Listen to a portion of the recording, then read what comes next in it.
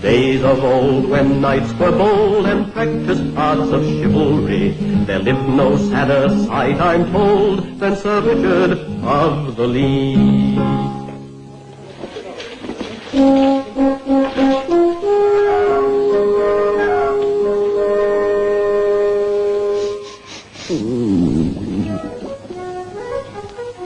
I am about to die of starvation. My stomach has just confessed its sins. I'm nearing the end myself. Let's ask Robin when we eat.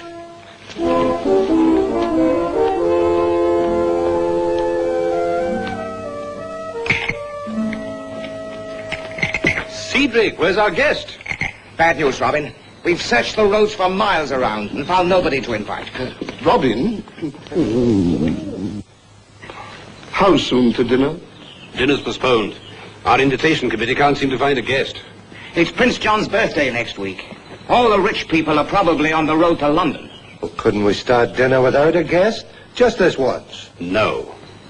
But I'm a guest, and so is Marion. I mean a paying guest. You know our rule. We don't sit down to a feast like this unless we find someone to contribute to the treasury. Well, I'll go and renew the search. No. Let little John go, since he's so eager to eat. Choose a man to help you and go down to the Nottingham Road. The first prosperous citizen you see, bring him back here and we're ready to dine. But what if he can't find anybody? Then we wait. Now, everyone can't have gone to London. You must find a guest. Perhaps a merchant, a fat bishop, a knight. Well, if I've got to wait dinner, I can't stand these lovely smells. May I be the one to come? Good idea. Both of you go. The exercise will give you an appetite.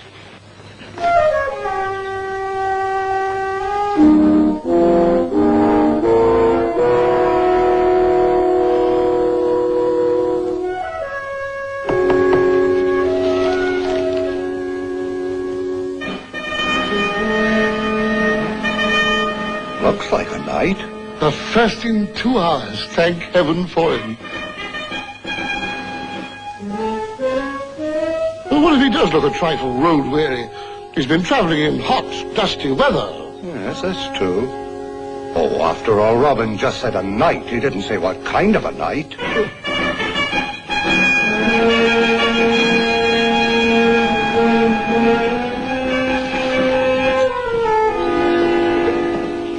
Good sir, I crave a favour of you. We want you to have dinner with us here in the Greenwood. Who is we? I speak in the name of Robin Hood. He would have you as his guest. Is it a matter of my own free choice, or are you going to force me? Well, if you accept, it will be your own free choice. If you refuse, I'll have to force you. Oh, in that case, I'll accept. Good. Voluntarily. I've heard good reports of your leader. Oh, he keeps an excellent table. I'm dining with him today myself. You are a knight, aren't you? I am. My name is Sir Richard of the Lee. Of the... Yes.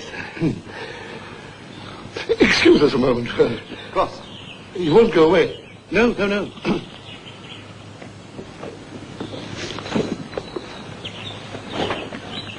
He really isn't very presentable, is he?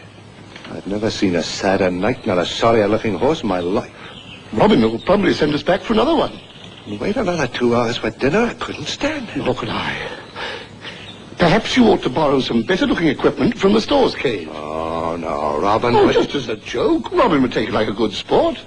Well, all right. I'll see what I can find.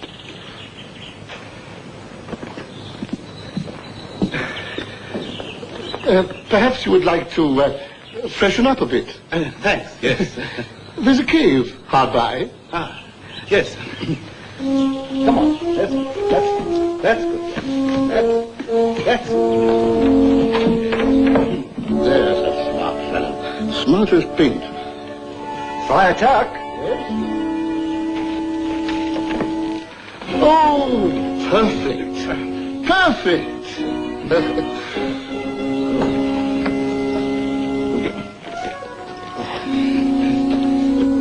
There you are.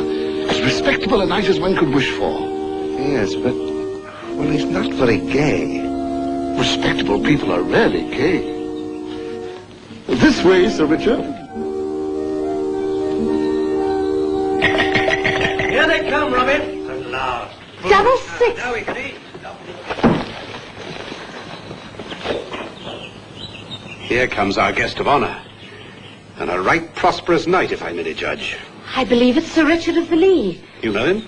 Yes, and he knows my father. I've been to his castle several times.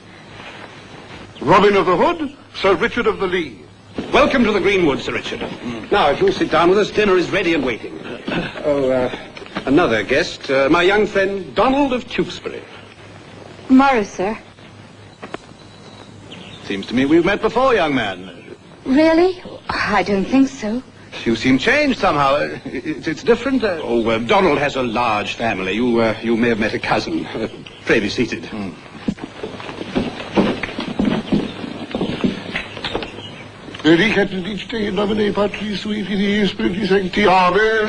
Just a moment. There is one formality before we serve the food. Now, you look like a prosperous man, Sir Richard.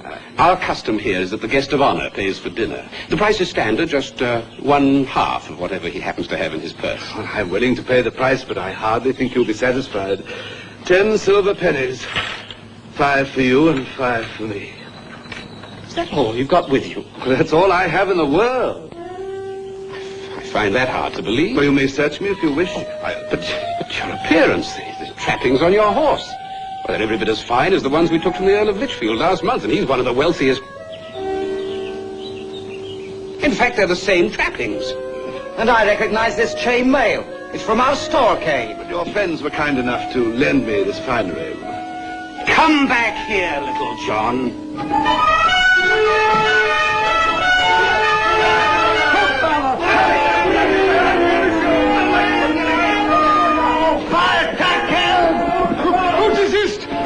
He's one of your fowls. Fetch the meditators. The meditator?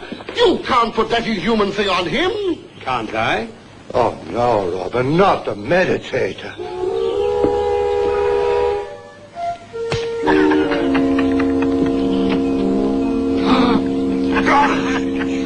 Take this barbarous instrument off me. You wear the meditator while you think over your crimes. What crimes?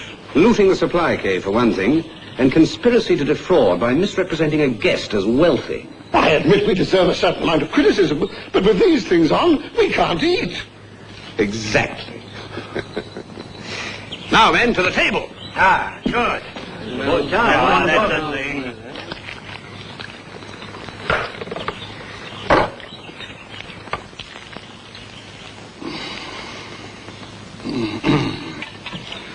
That's an excellent flagon. I remember the Duke of Bedford had one exactly like it. Strange coincidence. Another cut from this haunch of venison. No, thank you. I've done splendidly.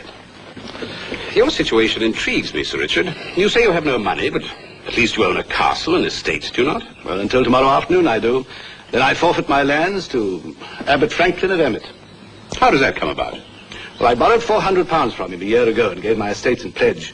I needed the money desperately. My son had had an unfortunate accident. Bernard had? I am certain of it. I do know you from somewhere. Me? No. He killed a man in a joust. It could happen in any tournament, but this man's family was close to Prince John. I had to spend every penny I could raise to save my son from a sentence of murder. Murder? For a jousting accident? Friends of Prince John have their own concepts of justice. However, I managed to save my son and send him off to the crusade. I'd counted on the harvest to pay back the abbot, but it was a bad season, and now, this year, when the crops come in, they'll all be his. Perhaps he'll grant you an extension. Friar Tuck, do you know Abbot Franklin? Abbott? He's nothing but a Norman captain who's grown too old for active banditry. He probably wasn't even ordained. I'm on my way to the abbey now to ask for more time, but I agree there seems little hope for mercy. But what will you do if you lose your castle? What will your wife do? Well, people in our position haven't the training for any other sort of life. But what bothers me chiefly is the people on the estate. This abbot has an unsavory reputation. He's a disgrace to the church. The serfs in his other lands are very badly treated. And you found no way to raise the money? Unfortunately, no. The friends I could depend on most are in the Holy Land. A shameful situation. Never mind, old friend. A drink. Yes, he's a most deserving knight, and a very good lord to his people. You're Marion Fitzherbert. I am Donald of Tewkesbury, Sir Richard. As you wish, Donald. Cedric, how much coin do we have on hand? £385 and some few odd shillings. Bring it here. Hi, Robin. Perhaps we can lend you what you need. You? But why? You said the crops were doing well this year. We might like to take over your mortgage from the abbot. What do you say, lads? Shall we invest our savings like the merchants do? Hi, Robin. Aye, I'm for it. We'll need more. I have 2 silver marks. I'd like to get a look at that abbot's face. There you are, Robin. £385. 385, and we're still £15 short. Well, I have 3 of them. Does anyone else want to put in any of his own money? But what if he can't pay us back? Oh, why, then we take his castle and his lands, the same as Abbot Franklin, a year and a day from now. I've always wanted to own a castle. Here's more from me, Robin. That's fair in the 3, God bless you. Another 3. 3 more, Robin. And 2. Ah, bless you, Donald. There, we made it up with a bit to spare. And you can keep the finery that little John and Friar Tuck lent you. Now you can settle your account with the abbot in fine style. I won't take the finery. Adornment serves no purpose but vanity. But by lending me the money, it's as though you were giving me back my life. I really don't know what to say. You don't have to say anything. Just take it. There is one detail. You'll be carrying all that money, and there are some greedy rascals between here and Emmet Abbey. Don't worry. I have my own sword and my good shield. Yes, but you don't have a bow, and as a knight you probably don't know how to use one. Oh, I'm not meaning to say that... you ought to have someone along with him. A squire to guard him. Friar Tuck, how would you like another penance instead of the one you're undergoing? You mean you want me to go along with Sir Richard? As a squire? Well, you're free to travel anywhere. You haven't been outlawed. I don't like to send a regular member of the band that far from Sherwood. I don't like to walk that far. Why should I? Because you have a great heart, deep understanding, and unbounded courage. That's what's needed, is it?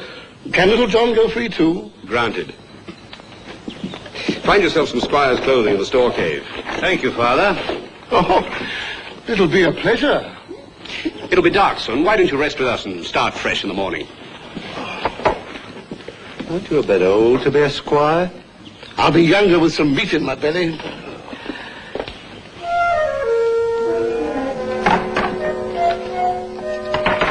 Finished dinner.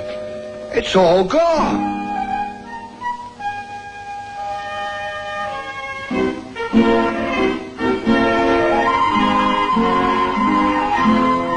Don't you wag your tail at me, you cur!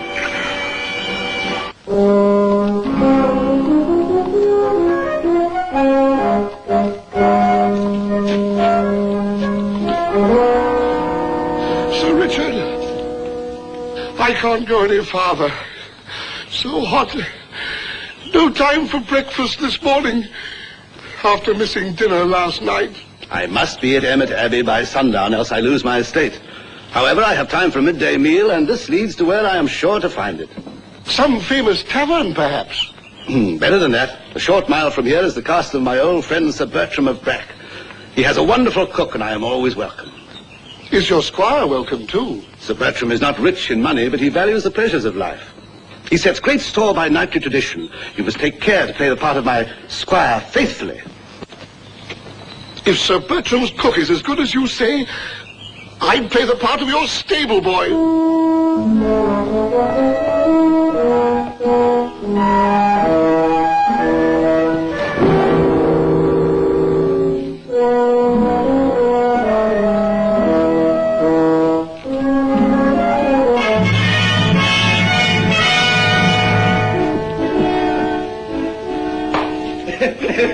It's well known that his ancestor was only a foot soldier at the time of the conquest. I told him so to his face. Food at last. Come on. Oh, the smell of roasting beef. Really, our masters are waiting, Captain. And this plump little beauty. Don't overcook it. It might shrivel.